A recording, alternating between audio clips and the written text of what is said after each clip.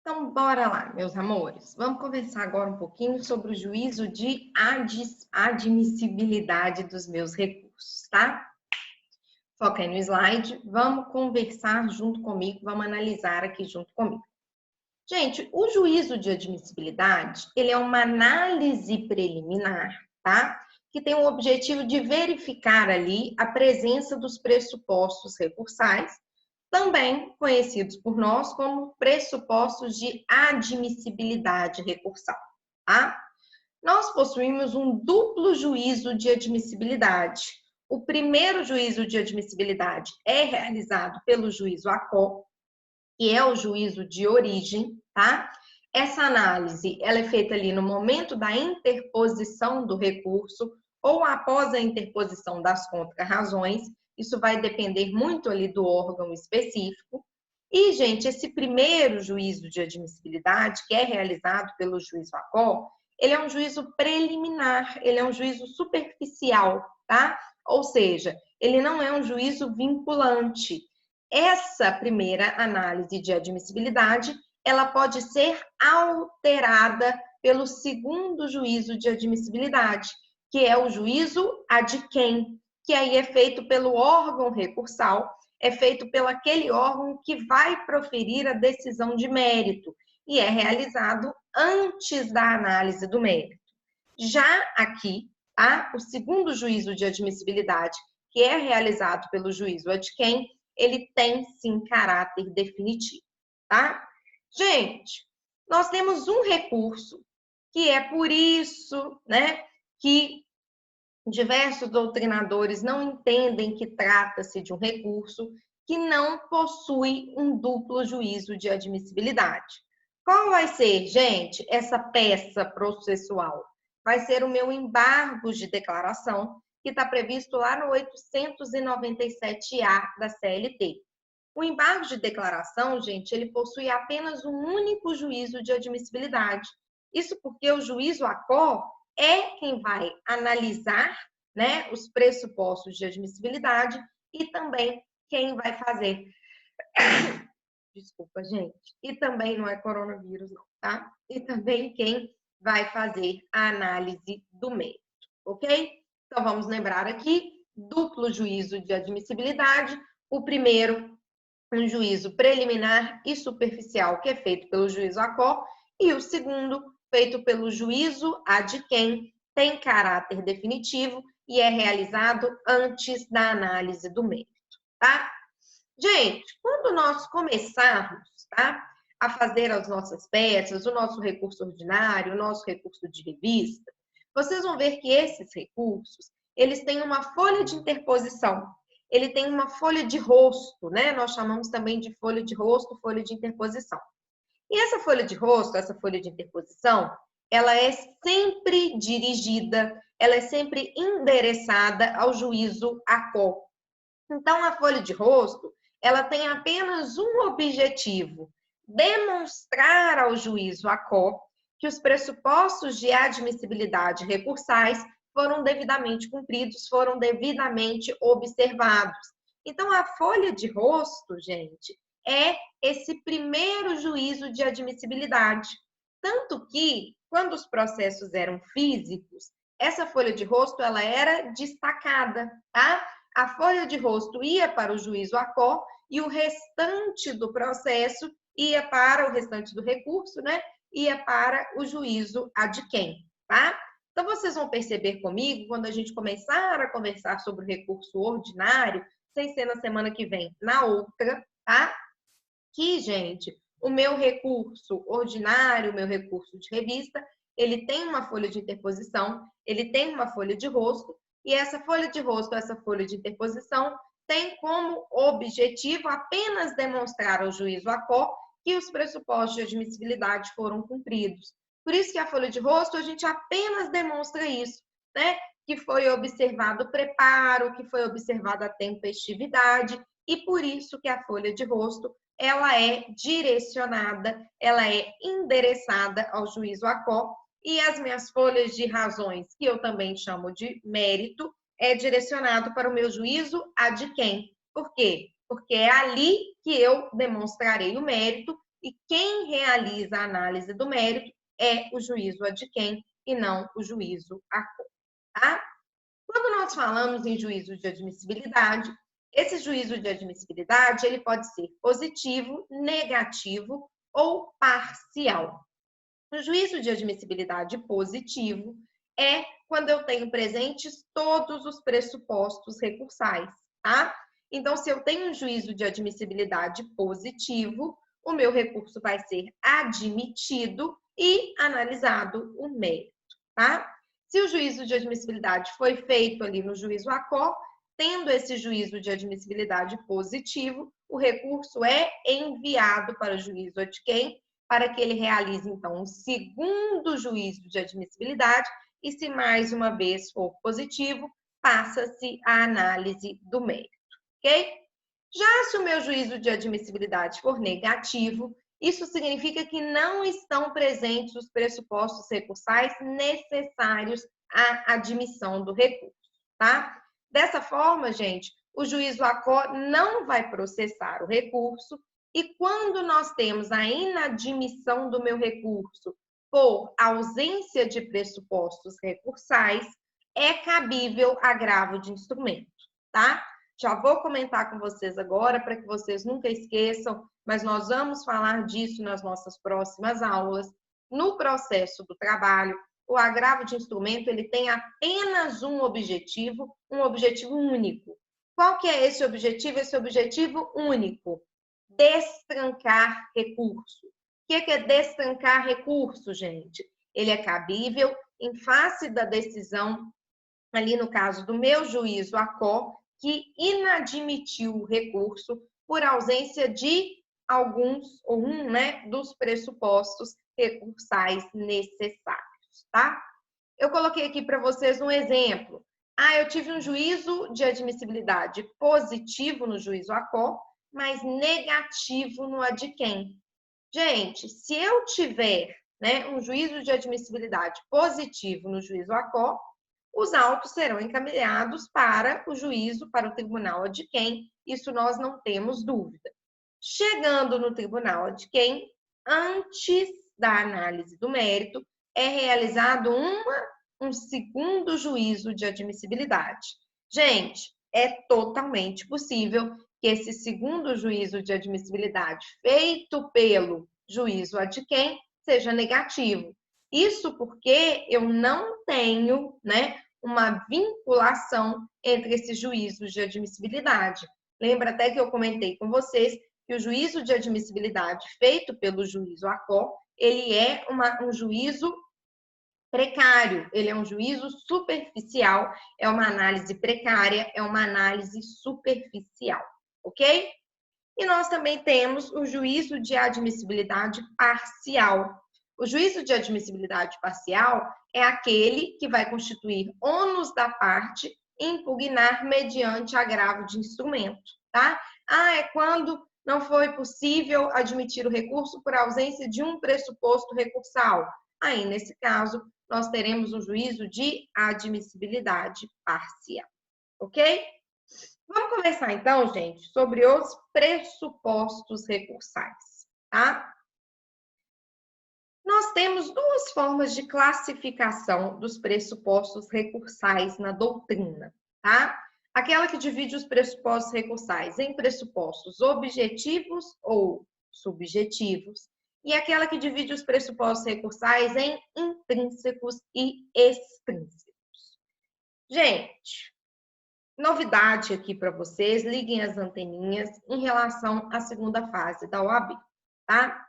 Em relação à segunda fase da OAB, gente, você não vai precisar saber classificar quais pressupostos são objetivos, quais são subjetivos, quais são intrínsecos e quais são extrínsecos. Não é necessário, tá? Vocês vão ver quando nós formos elaborar a folha de rosto, tá? Que na folha de rosto você tem apenas que mencionar, nem precisa especificar como, que alguns pressupostos recursais estão devidamente preenchidos.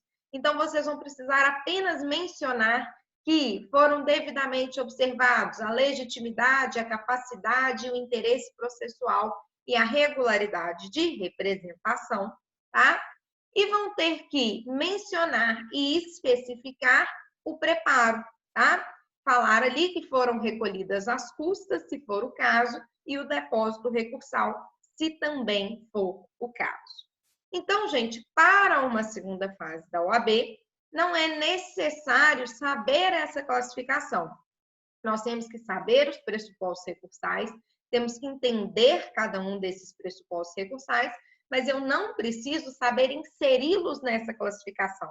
Eu não preciso saber se a tempestividade é um pressuposto recursal objetivo, subjetivo, intrínseco ou extrínseco. Ah, Carol, mas eu preciso saber isso em algum momento? Isso cai na primeira fase da OAB? Por exemplo, na primeira fase da OAB pode cair para mim, são pressupostos objetivos. Ah, previsão legal do recurso, recorribilidade do ato. Gente, também coloco a minha mão no fogo que não, tá? As provas da FGV, elas têm sido cada dia mais inteligentes e, consequentemente, não digo mais difíceis, tá? Mas, consequentemente, premiando aqueles alunos que estudam, que compreendem a matéria e não que apenas decoram letra de lei, tá? Então, esse tipo de classificação é muito difícil que venha a cair numa prova da OAB. Ah, pode cair então no quê? Pode ser que caia numa prova de nível médio ou então de nível superior analista de tribunais, tá? Tribunal que geralmente gosta muito de cobrar essas decorebas, tá? Gente, eu vou ensinar para vocês essa classificação que divide os pressupostos recursais entre objetivos, subjetivos, intrínsecos e extrínsecos, tá? Mas, na verdade, vocês não precisam decorar. Eles têm até uma razão de ser. A partir do momento que você compreende a razão dessa classificação, você não decora mais, você passa a entender, tá? A primeira classificação é aquela que vai dividir os meus pressupostos recursais em objetivos e subjetivos, ok? Gente, os pressupostos recursais objetivos são aqueles em que eu considero o próprio recurso e não a pessoa que está recorrendo. Por isso que nós chamamos de pressupostos recursais objetivos. Por quê? Porque eles levam em consideração o recurso em si. Quais são esses pressupostos recursais? A recorribilidade do ato. Então, verificar se aquele ato pode ou não, né, ser recorrível, se ele é passível ou não de recurso. Um exemplo, via de regra, as decisões interlocutórias no processo do trabalho, elas não são passíveis de recurso. Então, aqui padeceria da recorribilidade do ato, tá? A previsão legal do recurso, ou seja, gente, aquele recurso existe?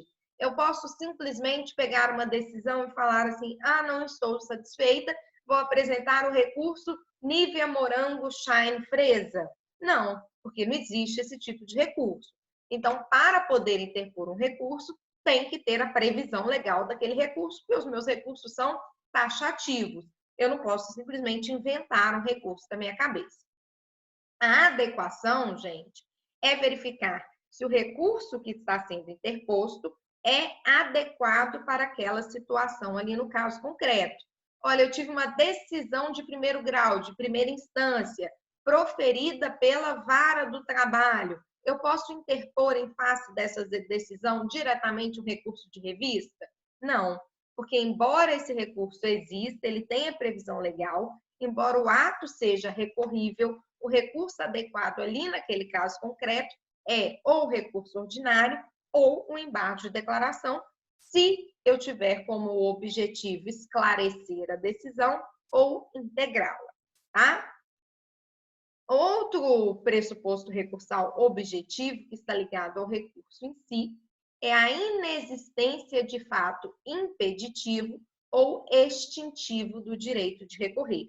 Então, gente, se, por exemplo, se as partes abriram mão do prazo recursal, elas não podem recorrer, tá? Então, eu tenho aí um fato impeditivo ou extintivo do direito de recorrer. Outro pressuposto recursal objetivo é a tempestividade. A tempestividade está relacionada com o prazo. Nós sabemos que se passou, é peremptório, se passa esse prazo, eu não posso mais recorrer, tá? Tenho também a regularidade formal. Foram observados todos os requisitos ali do recurso? A regularidade de representação, é necessário que para interpor esse recurso a parte seja representada? E o preparo, que vai se dividir entre as custas e o depósito recursal, ok? Gente, voltando aqui. Gente, já a minha classificação que divide, né, em subjetivos, são aqueles pressupostos recursais que estão ligados à pessoa do recorrente. Ou seja, a legitimidade, a parte é legítima para interpor aquele recurso, ela é capaz, capacidade, e se ela tem interesse recursal, se ela é sucumbente ou não, tá? Então, aqui essa classificação, objetivo, subjetivo. Objetivos são os pressupostos que estão ligados ao recurso em si, ao próprio recurso, e subjetivos são os pressupostos que estão ligados à pessoa do recorrente, ao sujeito recursal, por isso que são pressupostos subjetivos, tá? Já os meus pressupostos intrínsecos e extrínsecos, eles dividem, né, os pressupostos recursais intrínsecos, que estão ligados à existência do poder de recorrer, e os extrínsecos, que dizem respeito ao modo de exercer tal poder. Gente, essa classificação, que é até mais utilizada, que é dos pressupostos, do que a que divide os pressupostos em objetivos e subjetivos, ela faz a seguinte pergunta. Olha, primeiro, eu me deparo com uma decisão. Aí eu faço a seguinte pergunta: eu posso recorrer? Para responder essa pergunta, se eu posso recorrer, eu tenho que verificar primeiro o cabimento, se eu tenho legitimidade, se há interesse em recorrer, se há inexistência de um fato impeditivo ou extintivo do direito de recorrer. Então, a primeira pergunta que eu faço é: eu posso recorrer? Então, eu verifico essas questões. Olha, tem cabimento no caso específico? Eu sou parte legítima? Eu fui sucumbente? Há algum fato impeditivo ou extintivo que me impeça de recorrer? Então, esses são os meus pressupostos intrínsecos ligados à própria existência do poder de recorrer. Depois que eu descubro que eu posso recorrer, aí vem a minha segunda pergunta. Olha, agora que eu sei que eu posso recorrer, como? Como que eu faço? Como que eu exerço, né, este poder de recorrer? Olha, eu tenho que interpor esse recurso no prazo de 8 dias, então é a minha tempestividade. Olha, no caso ali concreto, você precisa estar representado por um advogado, né? Então é a representação. Olha, é necessário também recolher custas ou então depósito recursal e, além disso, verificar a regularidade formal, tá? Então, o que divide os meus pressupostos em intrínsecos e extrínsecos, primeiro eu me pergunto, eu posso recorrer? E aí, descobrindo que eu posso recorrer, eu venho para a segunda questão, que é, então tá bom, como eu vou recorrer? Beleza? Gente, eu coloquei aqui todos os pressupostos recursais para nós conversarmos um por um, mas para a gente dar uma relembrada, porque eu sei que vocês já aprenderam isso, tanto em processo civil quanto aqui no processo do trabalho, tá? Primeiro, gente, quando eu falo do só uma atençãozinha aqui. Acabou que eu fiz a opção, tá? Pela adoção da classificação que divide os pressupostos entre intrínsecos e extrínsecos, porque é o mais utilizado no nosso dia a dia, tá? Mas eu acabo fazendo menção à minha classificação objetiva e subjetiva, tá bom?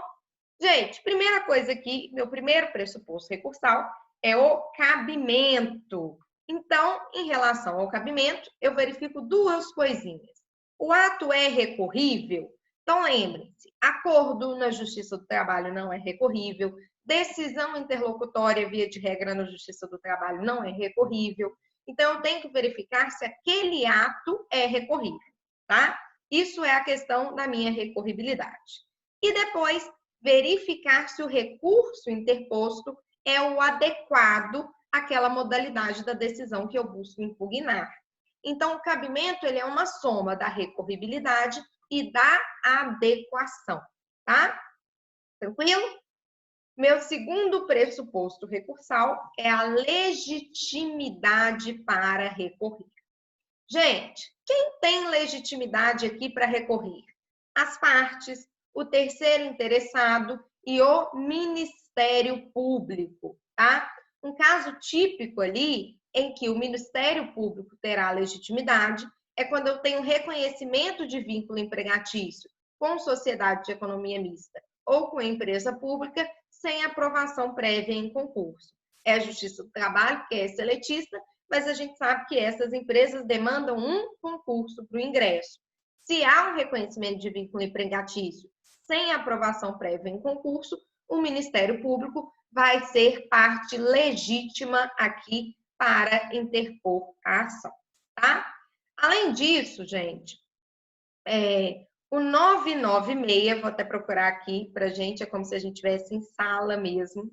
O 996 do CPC também é aplicável de forma subsidiária. O que o 996 do CPC ele me fala? O recurso pode ser interposto pela parte vencida, pelo terceiro prejudicado e pelo Ministério Público como parte ou como fiscal da ordem jurídica. Então, é o 996 do CPC que me dá o quê, gente? Que me dá um apoio jurídico para dizer que as partes, terceiro interessado e o Ministério Público têm legitimidade para recorrer. Tá? Além de legitimidade, outro pressuposto recursal é o interesse recursal. É o interesse em recorrer. Gente, a parte só terá interesse recursal quando a interposição daquele recurso for útil para melhorar a sua situação. Se a sua decisão foi procedente em todos os sentidos, e eu nem estou falando de procedência parcial, eu estou falando aí de procedência total, a parte não foi sucumbente. Então, ela não tem interesse recursal, tá? Só vai haver interesse recursal quando a parte for vencida ou quando um terceiro for prejudicado com a decisão, ok?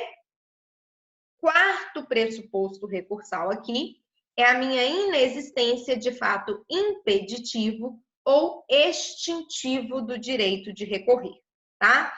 Eu trouxe aqui alguns exemplos para gente do que seriam fatos impeditivos ou extintivos do direito de recorrer. A aceitação da decisão é um fato extintivo do direito de recorrer. Pode ser de forma expressa, a pessoa faz uma declaração formal de que ela aceita aquela decisão, de que ela não quer recorrer, né? Ou então, uma aceitação tácita. É um ato ali que é incompatível com a vontade de recorrer. Sai a sentença, a pessoa paga totalmente o valor da sentença, ou então ela faz a obrigação de fazer pela qual ela foi condenada, ou seja, o ato exauriu-se. Não há como se falar em recurso. O recurso aqui não seria útil para a parte, porque ela já fez o que ficou decidido, tá? A renúncia, gente, também é um fato extintivo. Aqui a gente fala da renúncia do prazo recursal. Essa renúncia ela pode ser expressa em audiência, né? As partes falam assim: as partes desistem do prazo recursal? Sim. Então, transita em julgado ali de imediato a decisão. Ou então uma renúncia tácita. A renúncia tácita é quando as partes deixam transcorrer ali o prazo recursal e elas não interpõem recurso, tá? Já a desistência é um fato impeditivo. A desistência, gente, ela é diferente da renúncia, tá? Porque a desistência ela pode ocorrer a qualquer tempo após a interposição do recurso, tá? Sem a anuência do recorrido, mas antes do julgamento desse recurso, antes do início do julgamento do mérito. Então, eu, por exemplo, interpus um recurso ordinário. Antes desse recurso ordinário ser analisado, eu desisto do recurso, tá? Eu faço uma mera petição falando que eu desisto do recurso e que eu aceito a decisão originariamente proferida, tá? Gente, mesmo se tiver um recurso adesivo interposto, nada impede que a parte desista do recurso principal, tá? Se a parte recorrente que interpôs o recurso principal desistir desse recurso principal, automaticamente o recurso adesivo não será admitido. Porque lembrem que o recurso adesivo ele é subordinado ao meu recurso principal. Bom? Quinto pressuposto recursal, gente, eu tenho que dar uma analisada, né? Depois nesses slides que tá aqui. Tempestividade, difícil, né? É a tempestividade. A tempestividade, gente, é o prazo recursal, é o prazo necessário, né, para a interposição do recurso. A regra geral no processo do trabalho é que esse prazo é de 8 dias, salvo embargos de declaração. Se você entender que embargo de declaração é um recurso, aí o prazo será de 5 dias, tá?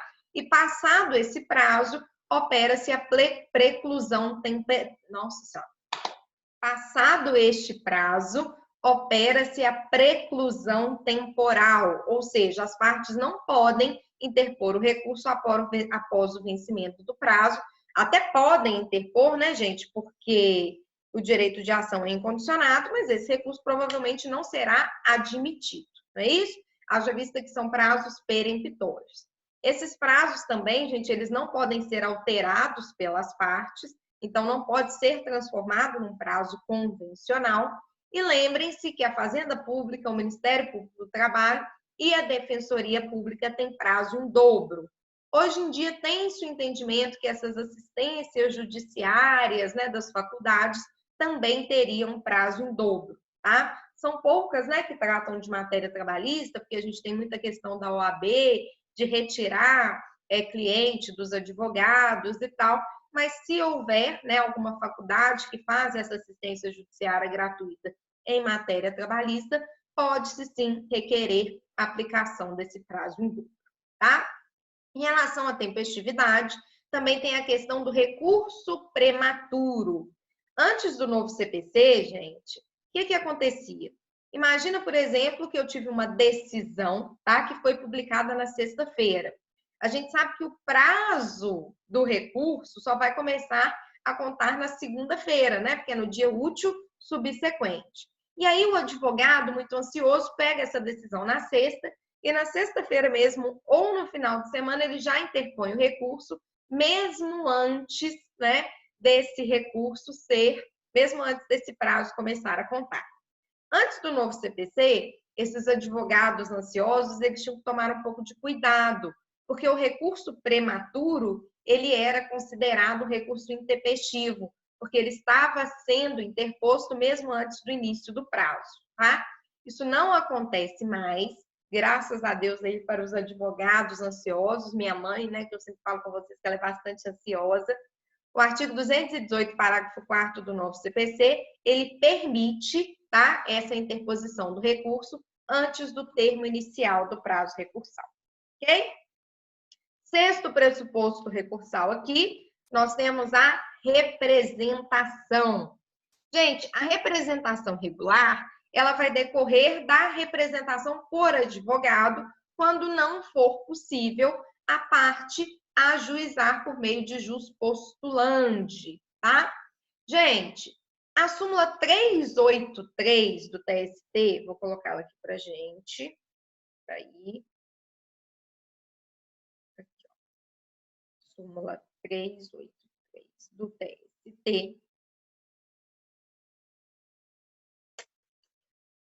Ela determina o seguinte, vamos abrir aqui, 333, foi igual a Mona Lisa Perrone ontem, vocês viram no CNN? Ela estava tentando chamar o repórter não respondia, ela ficou 5 minutos. Fulano, quero falar com você. Fulano, cadê você? Fulano, nossa conversa é muito importante. Ou seja, ficou fazendo hora igual eu estou fazendo aqui para a gente achar o 383, tá? Gente, achei aqui o 383. O 383, ele determina o seguinte: é inadmissível recurso firmado por advogado sem procuração juntada aos autos até o momento da sua interposição, salvo mandato tácito. Em caráter excepcional, admite-se que o advogado, independentemente de intimação, exiba a procuração no prazo de 5 dias após a interposição do recurso, prorrogável por igual período, mediante despacho do juiz. Caso não a exiba, considera-se ineficaz o ato praticado e não se conhece do recurso. Gente, Nós sabemos que é possível a parte na esfera trabalhista interpor, né, comparecer sozinha até o Tribunal Regional do Trabalho. Então, em tese, por meio do juspostulante, a parte poderia interpor até um recurso ordinário.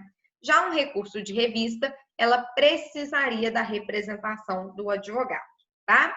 Então, no caso de um recurso de revista, seria necessário ou obrigatório a representação do advogado, e nas outras hipóteses em que ela não estivesse por meio do juspostulante, mas estivesse ali representada por um advogado, essa representação ela tinha que ser regular. Eu tinha que ter a existência do mandato ali nos autos. Claro, né, que é possível, tá, que este mandato seja tácito. Se o mandato for tácito, for dado em audiência, aí não há essa necessidade do mandato escrito nos autos, embora, né, gente, seja recomendável, por mais que o mandato seja lhe dado em audiência, eu recomendo para que depois junte-se uma procuração escrita nos autos.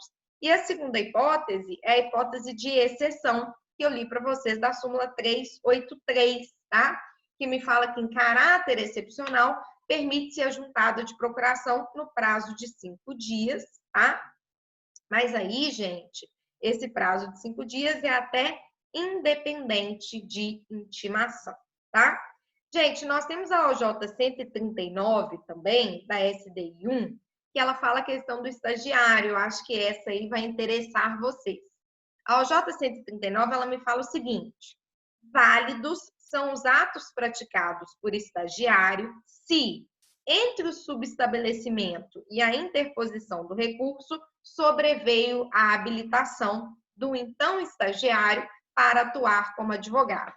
Então, se você tem ali subestabelecimento nos autos, né, com a sua OABzinha de estagiário, com a sua OAB, né, OABzinha não, com a sua OAB de estagiário e tal, e posteriormente, ali no decorrer do processo, você venha se tornar advogado, mas não faz essa regularização, não junta o subestabelecimento agora com o número da sua OAB de advogado, não há problema, tá? Se você interpõe o recurso, ele é plenamente válido, há ali a regularização certinho, tá?